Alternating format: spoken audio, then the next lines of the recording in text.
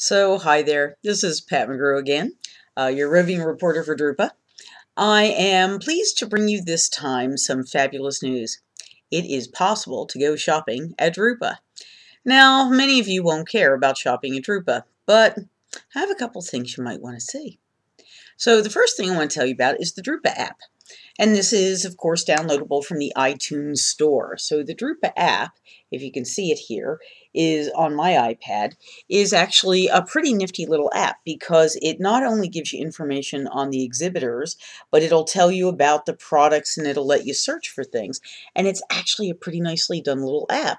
So even if you're not here at Drupa, you can use the app to help you understand who was actually exhibiting here, what things were they doing, and there's a lot of other information on there.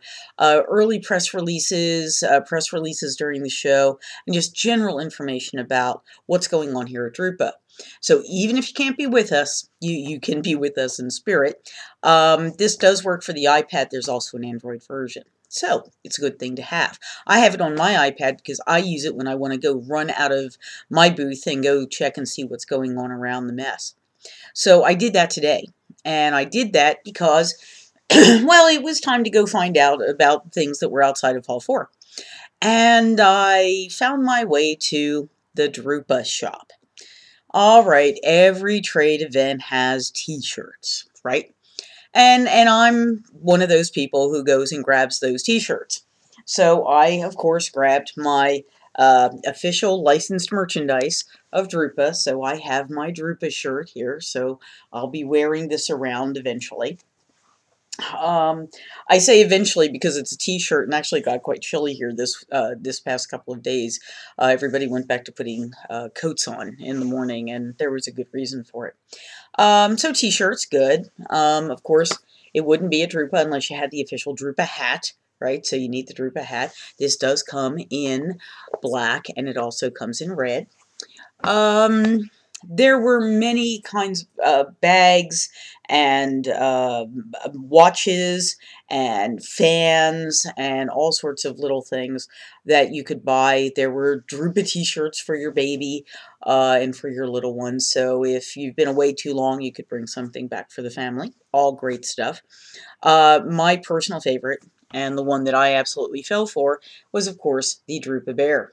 So here's the Drupa bear wearing his hoodie. And of course you can take the hoodie down and his little ears pop up and he's just adorable. And he is the Drupa bear and he came in beige or brown. So for the kids in your life who you might need to bring something home for, the Drupa bear, works for those of us who are here. So yeah, you can go shopping at Drupa. But you know what? That's not really what this is about. I want to show you something that I found and I bought, because this is the kind of thing that if you're in the direct mail space, or if you're new to color, or if you're somebody who is constantly having conversations about color with customers, you really might want to check out. So the product that I acquired is something called Capsure, right? So here it is, Capsure, and this is a product of Pantone. And Pantone, of course, is owned by X-Rite.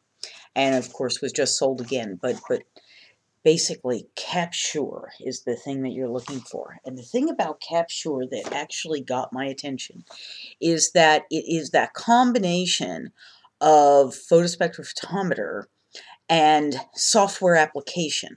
So instead of just putting a gadget down on a piece of color and saying, gee, what is that color, it actually it has a pretty smart interface, and it's linked to the Pantone color system.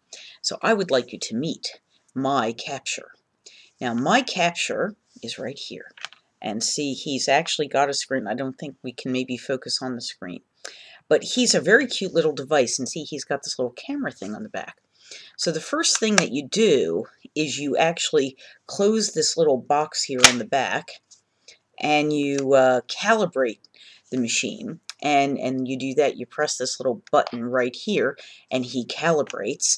And once he's calibrated, what you can do is you can focus the end on a color So we'll use our Drupa bear here as a color. So you know that that Drupa red is likely a very specific red.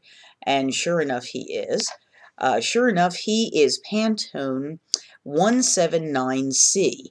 And what he'll do is he'll actually show you not only the color, but it's kind of hard to see here, but he's actually got a little color picker there, so that in case he falls not quite on an exact Pantone color, he'll give you the chance to actually pick a different Pantone color. I'm not doing very good here.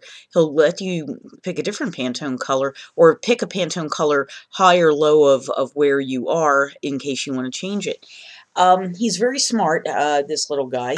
You can tell him which of the Pantone swatch books you want him to use for his basic color matching. Do you want to use the coded or the uncoded digital books, the bridge index, or would you like to use the standard color disc, or would you like to use the metallics? It is actually friendly to all of the things. It's updatable. It does come with a software application called Palettes that it will use to help you make good decisions. Now, if you do work like I do in the digital world, Pantone is an interesting conversation, because Pantone inks are typically inks that you buy that are already pre-formulated to the Pantone color. And in the digital space, we try to arrive at those colors with CYMK, cyan, magenta, yellow, and black. And it is sometimes doable. In fact, for most digital applications, you can get to at least 90%. If not more, of the overall application of Pantone to the Pantone book. Well, excuse me, that's not always good enough. And sometimes you have large brands that have invested a lot of money into the Pantone number, and they're very concerned about it. But here's what I will tell you: where this little guy comes in and will be so handy is the ability to, one, check what the real color is of something that's being offered as a sample of a color that has to be hit. One, you can verify that it really is that Pantone, and two, you can take a look. It will give you the CYMK formula, the CIE lab formula, the HTML formula, even the RGB formula. It has a whole set of calculations and formulas it can give you, so that you and whatever technology you're using to print will be able to achieve that color. And again, in most cases, you can achieve the Pantone color look-alike with a digital formula. And it's the digital formula that they're giving you with this cute little device. On those rare occasions where you can't, sometimes it's a question of paper stock. If you move to a different paper stock, you might be able to achieve the number.